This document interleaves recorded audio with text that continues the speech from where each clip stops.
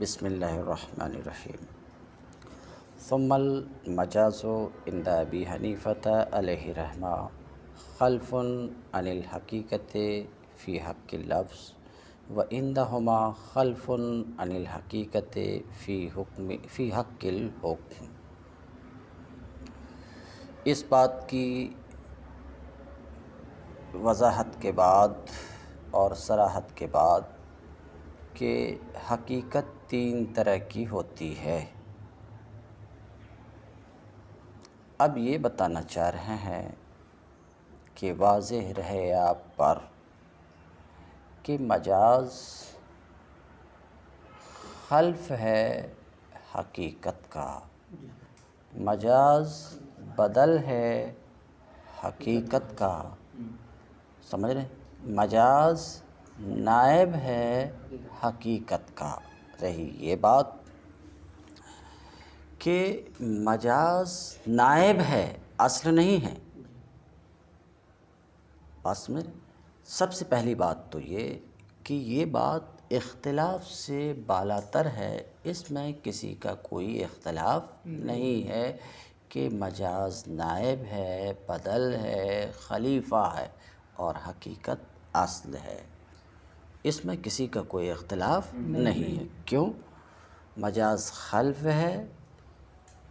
اس بات کی دلیل اس لیے کہ مجازی معنی کا ثبوت ہوتا نہیں ہے جب تک حقیقت پر عمل ممکن ہو.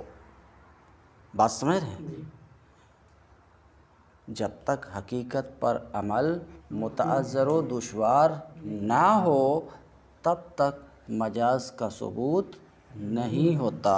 بات سمجھ رہے ہیں؟ اور اس لیے بھی کہ مجاز بدل ہے، بدل کے لیے اصل کا ہونا ضروری ہے. بات سمجھ رہے ہیں؟ بہرحال اس تفصیل میں جانے کی ضرورت نہیں ہے.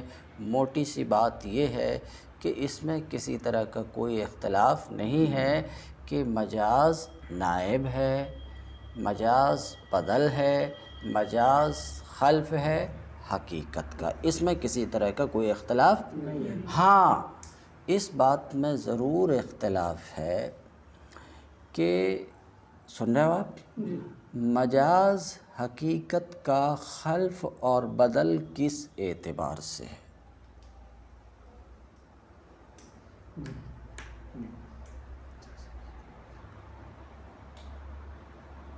لفظ کے اعتبار سے یا حکم کے اعتبار سے؟ بات سمجھ رہے ہیں؟ اس بات کچھ سمجھ رہے ہو بات؟ اس بات میں اختلاف ضرور ہے. تو امام اعظم اس بات کے قائل ہیں کہ مجاز خلف ہے حقیقت کا تکلم میں، تلفظ میں. بات سمجھ رہے ہیں؟ اور صاحبین اس بات کے قائل ہیں کہ مجاز خلف ہے، بدل ہے حقیقت کا حکم کے اعتبار سے. ابھی اس پر ہم اور گفتگو کریں گے. پہلے عبارت دیکھو. ثم المجاز عند ابی حنیفہ، پھر مجاز امام ابو حنیفہ علیہ رحمہ کے نزدیک حقیقت کا خلف ہے، بدل ہے، نائب ہے. کس سلسلے میں؟ فی حق اللفظ، تلفظ کے سلسلے میں. بات سمجھیں؟ کس سلسلے میں؟ تلفظ کے سلسلے میں، تکلم کے سلسلے میں. وعندہما، اور صاحبین کے نزدیک یہ حقیقت کا خلف ہے. کون؟ مجاز. مجاز حقیقت کا نائب ہے. کس سلسلے میں؟ حکم کے سلسلے میں. کس سلسلے میں؟ حکم کے سلسلے میں. حتیٰ ابھی اس بات کی وضاحت کریں گے. تو دیکھو مثال کے طور پر ایک سنو کہ امام کے نزدیک تکلم کے سلسلے میں، تلفظ کے سلسلے میں خلف ہے اور صاحبین کے نزدیک حکم کے سلسلے میں خلف ہے. کیا فرق پڑے گا؟ مثال کے طور پر ایک مثال سنو. رجل شجاع، بہادر مرد کو اسد کہنا. کیا بول رہا ہوں؟ یہ تو آپ سمجھتے ہو کہ بہادر مرد کو اسد کہنا یہ مجاز ہے. جی. کیوں؟ کیونکہ لفظ اسد کو بہادر مرد کے لیے تو وضع نہیں کیا گیا، جی. بلکہ پھاڑنے والے حیوان کے لیے سمجھ رہے وضع کیا گیا. یہ تو آپ سمجھتے ہو. تو لفظ اسد بہادر مرد میں حقیقت تو ہے نہیں، مجاز ہے. تو اب سنیے کیا ہے. امام کے نزدیک بہادر مرد کو اسد کہنا، کیا کہنا؟ اسد کہنا. یہ درندہ مخصوص، درندہ مخصوص سمجھ رہے ہو؟ وہ خاص پھاڑنے والا جس کو شیر کہتے ہو آپ. جی. درندہ مخصوص کو اسد کہنے کا بدل ہے. تو کیا کہتے ہیں امام صاحب کیا کہتے ہیں کہ رجل شجاع کو اسد کہنا، رجل شجاع پر لفظ اسد کا بولا جانا یہ بدل ہے. کیا ہے؟ بدل ہے، نائب ہے. کس کا؟ درندہ مخصوص کو اسد کہنے کا. قطع نظر اس سے کہ جس کو تم اسد کہہ رہے ہو اس میں شجاعت موجود ہے یا شجاعت موجود نہیں ہے. تو اب اتنی سی بات ہو گئی کہ آپ مثلاً زید کو کہہ دیتے، ایک زید جو یا کسی بھی بہادر آدمی کو کیا کہتے ہیں؟ اسد ہے. تو اسد کا اطلاق اس بہادر مرد پر یہ مجاز ہے. تو مجاز ہونے کا مطلب یہ بدل ہے درندہ مخصوص کو اسد کہنے کا، نائب ہے. بات آپ سمجھ رہے ہیں؟ خواہ جسے آپ اسد کہہ رہے ہو اس میں شجاعت و بہادری موجود ہو یا موجود نہ ہو. بات سمجھ رہے ہیں؟ یہ ضروری نہیں ہے کہ اسی وقت بولا جانا صحیح ہو جب کہ اس میں بہادری موجود ہو. سمجھ رہے ہیں؟ یہ ضروری نہیں ہے، اس کی طرف نظر نہیں ہوتی ہے. امام صاحب کے کہنے کا حاصل یہ ہے. سن رہے ہیں؟ برخلاف امام صاحب کے صاحبین کہتے ہیں رجل شجاع پر اسد کا اطلاق، سمجھ رہے؟ اطلاق کا مطلب بولا جانا. رجل شجاع پر اسد کا اطلاق اس لیے صحیح ہے کہ اس میں شجاعت ثابت ہوتی ہے. کیا ثابت ہوتی ہے؟ یہ شجاعت ثابت ہوتی اس وجہ سے رجل شجاع پر اسد کا بولا جانا صحیح ہے. بات سمجھ رہے ہیں؟ تو صاحبین کا کہنا یہ ہے کہ دیکھو کلام سے اصل مقصود حکم ہوتا ہے. کلام سے اصل مقصود کیا ہوتا؟ حکم ہوتا ہے، نفس کلام نہیں. سمجھ رہے ہو؟ اس لیے مجاز و اصل کا اعتبار اس چیز میں ہونا چاہیے جو مقصود ہو، اور مقصود کیا ہوتا ہے؟ حکم ہوتا ہے. بات سمجھ رہے ہیں؟ تو مجاز و اصل کا اعتبار کس میں ہونا؟ اس چیز میں ہونا چاہیے جو مقصود ہو. سمجھ رہے ہیں؟ تو صاحبین کے نزدیک رجل شجاع کے لیے شجاعت ثابت کرنا، رجل شجاع کے لیے شجاعت ثابت کرنا بدل ہے شیر کے لیے شجاعت ثابت کرنے کا. ہاں بہرحال مسئلہ یہ ہے کہ مجاز حقیقت کا خلیفہ تلفظ کے اعتبار سے ہے یا حکم کے اعتبار سے ہے. تو امام کے نزدیک تلفظ کے اعتبار سے ہے. بات سمجھ رہے ہیں؟ اور صاحبین کے نزدیک مجاز حقیقت کا خلیفہ ہے کس اعتبار سے؟ حکم کے اعتبار سے. اتنی سی گفتگو. وَإِنْدَهُمَا خَلْفٌ لِلْحَقِیقَةِ، اور صاحبین کے نزدیک مجاز حقیقت کا خلیفہ ہے حکم کے سلسلے میں. حَتَّى لَوْ كَانَتِ الْحَقِیقَةُ مُمْکِنَةً فِي نَفْسِهَا، یہاں تک کہ اگر حقیقت ممکن ہو فی نفسہا، اپنی ذات کے اعتبار سے، حقیقت ممکن ہو اپنی ذات کے اعتبار سے، مگر یہ کہ حقیقت پر عمل ممتنع ہو. حقیقت اپنی ذات کے اعتبار سے ممکن ہے مگر یہ کہ حقیقت پر عمل محال ہے کسی معنی کی وجہ سے. سمجھ رہے ہیں؟ تو یسارو الی المجاز، مجاز کی طرف رجوع کیا جائے گا۔ صاحبین کیا کہتے ہیں؟ دیکھو لفظ سے اس کے معنی مجازی کی طرف رجوع کب کیا جائے گا؟ ذرا دھیان سنو، موٹی سی بات ہے۔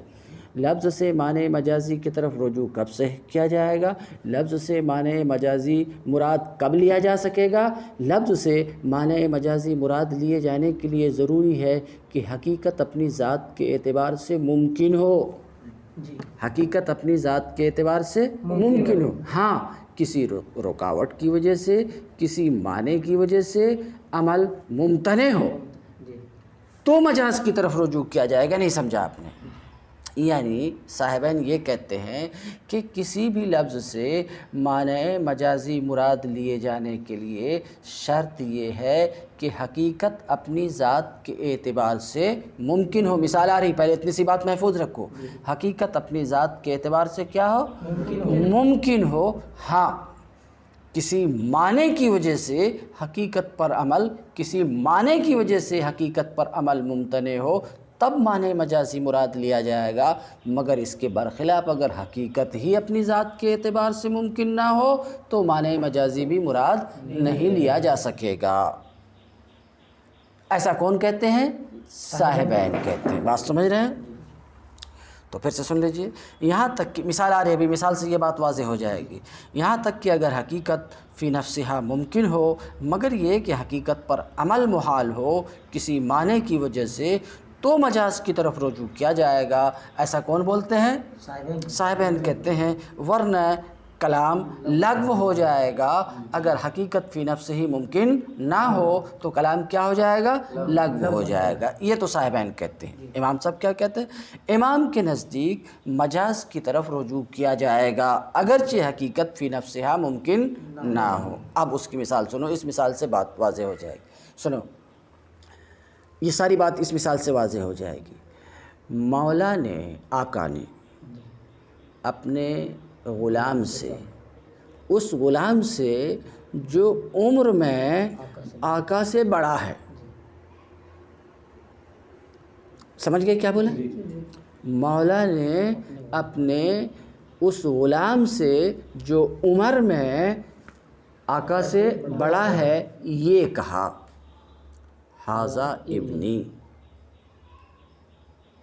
یہ میرا بیٹا ہے۔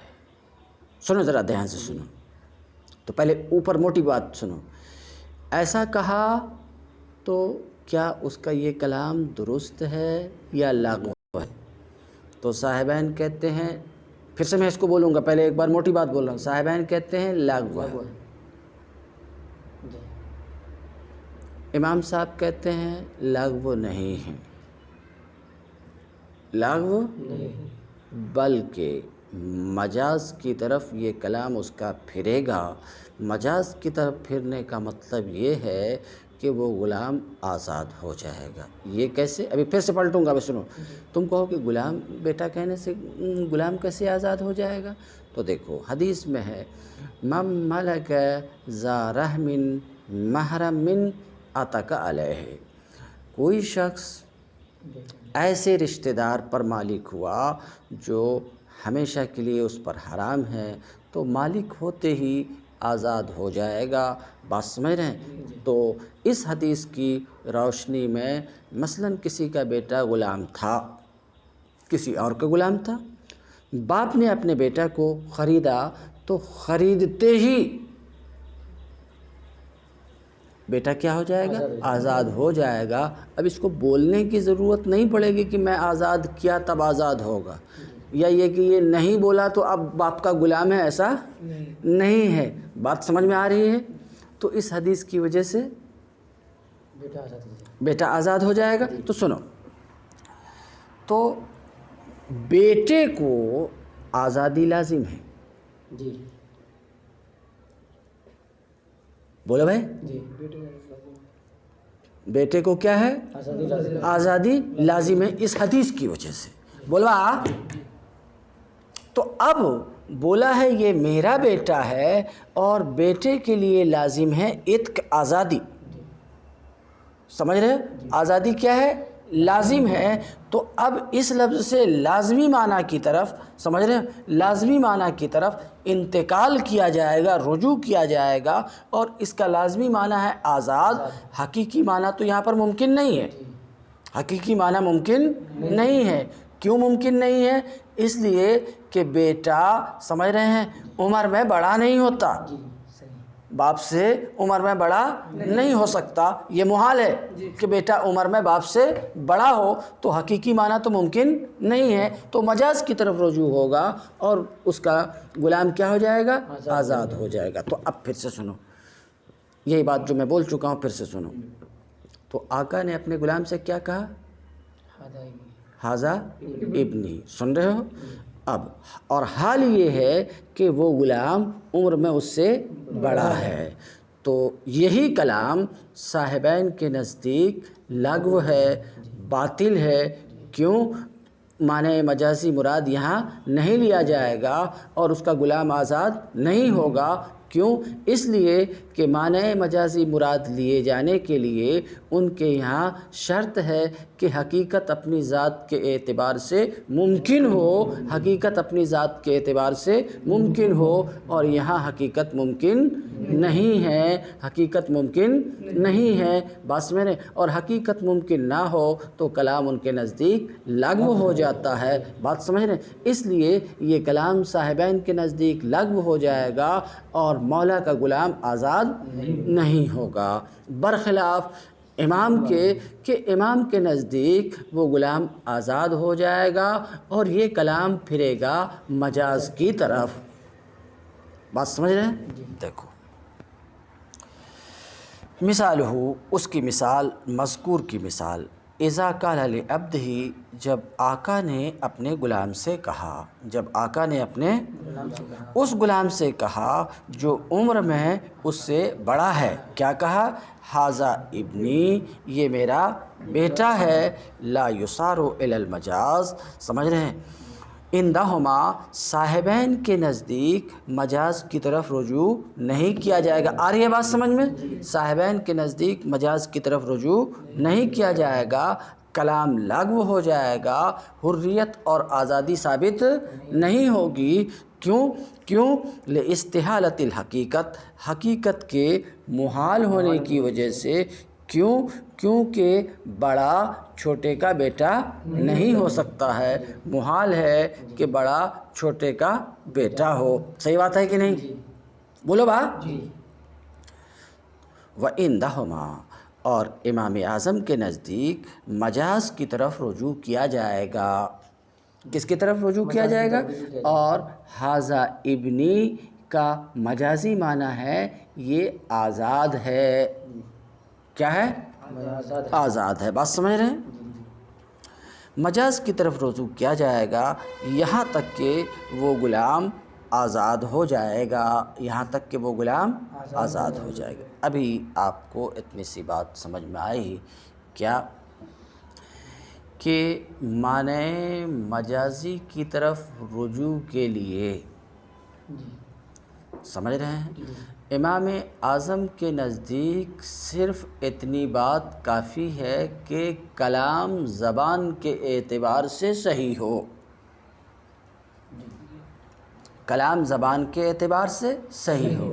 مثلاً عربی کلام ہے تو عربی کے قواعد کی رعایت کی گئی، جملہ اسمیہ ہے تو وہ کلام مبتدا اور خبر پر مشتمل ہے، جملہ فعلیہ ہے تو فعل اور فاعل پر مشتمل ہے، یعنی مسند اور مسند الیہ پر کلام مشتمل ہو، اور کلام کے قواعد کی رعایت کی گئی، مثلاً مبتدا خبر ہو تو تذکیر و تانیث میں وغیرہ میں موافقت ہو، افراد تثنیہ جمع وغیرہ میں موافقت ہو، بات سمجھ رہے ہیں؟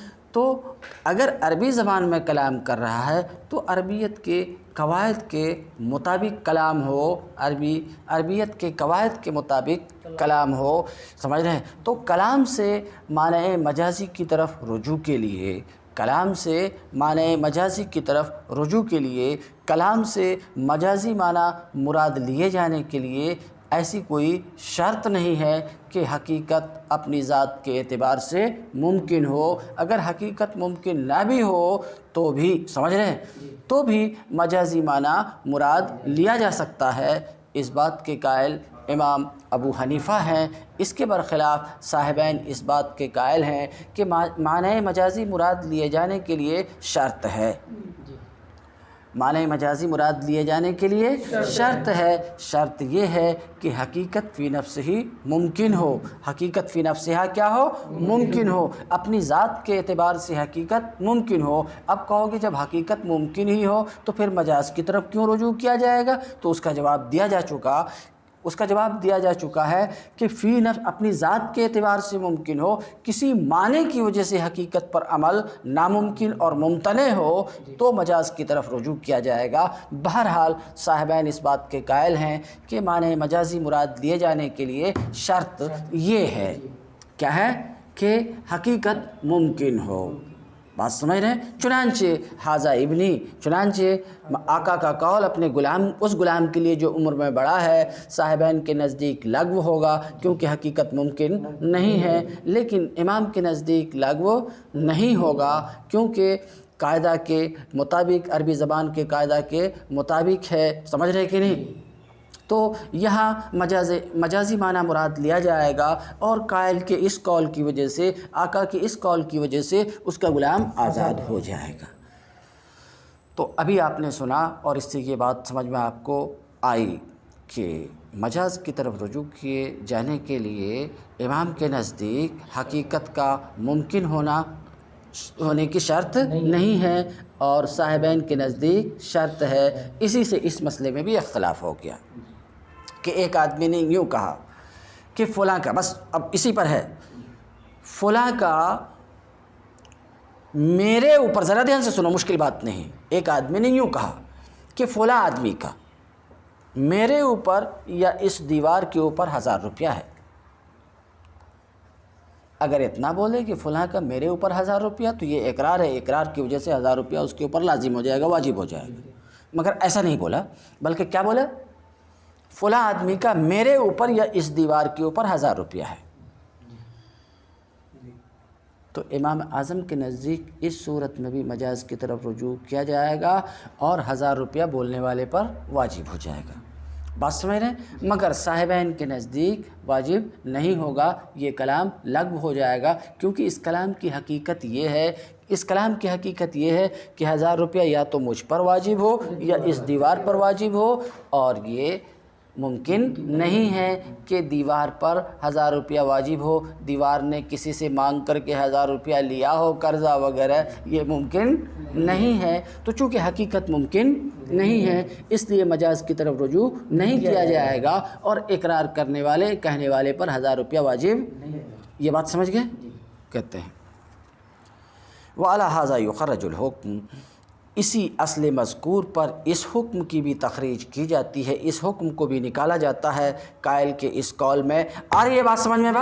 قائل کے اس قول میں لہو علیہ الف او علی ھذا الجدار، ٹھیک ہے، کہ اس کا مجھ پر یا اس دیوار پر 1000 ہے، 1000 روپیہ آپ نے گاؤں کی یہاں کی زبان میں بول دیں گے تو یہ کلام لغو ہو جائے گا ان دونوں کے نزدیک، اور یہ کلام لغو نہیں ہوگا امام کے نزدیک، بلکہ قائل پر 1000 روپیہ واجب ہو جائے گا۔ اسی طریقے سے کہنے والے نے یوں کہا کہ میرا غلام یا میرا گدھا آزاد ہے، میرا غلام یا میرا گدھا آزاد ہے، یوں اس نے کہا، تو حقیقی معنی یہ ہے کہ غلام آزاد ہے، حقیقی معنی یہ ہے کہ گدھا آزاد ہے۔ بات آپ سمجھ رہے ہیں؟ اور گدھا کا آزاد ہونا یہ ناممکن ہے، بات سمجھ رہے ہیں؟ تو حقیقت یہاں پر، معنی حقیقی یہاں پر کیا ہے؟ متعذر ہے، محال ہے، معنی حقیقی ممتنع اور محال ہے۔ بات آپ سمجھ رہے ہیں؟ معنی حقیقی محال ہے، تو جب حقیقت محال ہو تو مجاز کی طرف رجوع نہیں کیا جائے گا، کس کے نزدیک؟ صاحبین کے نزدیک۔ تو صاحبین کے نزدیک قائل کا یہ قول لغو ہو جائے گا، بیکار ہو جائے گا۔ بات سمجھ رہے کہ نہیں؟ مگر امام کے نزدیک مجاز کی طرف رجوع کیا جائے گا، اور غلام ہو جائے گا آزاد۔ المختصر یہ کہ مجازی معنی مراد لیے جانے کے لیے امام کے نزدیک حقیقت کے ممکن ہونے کی شرط نہیں ہے، صاحبین کے نزدیک ممکن ہونے کی شرط ہے۔ امام ایسا اس لیے کہتے ہیں کہ جہاں تک ممکن ہو عاقل بالغ کے قول کو لغو ہونے سے بچایا جائے، جہاں تک ممکن ہو عاقل بالغ کے قول کو لغو ہونے سے بچایا جائے، اس لیے امام اس بات کی شرط نہیں لگاتے۔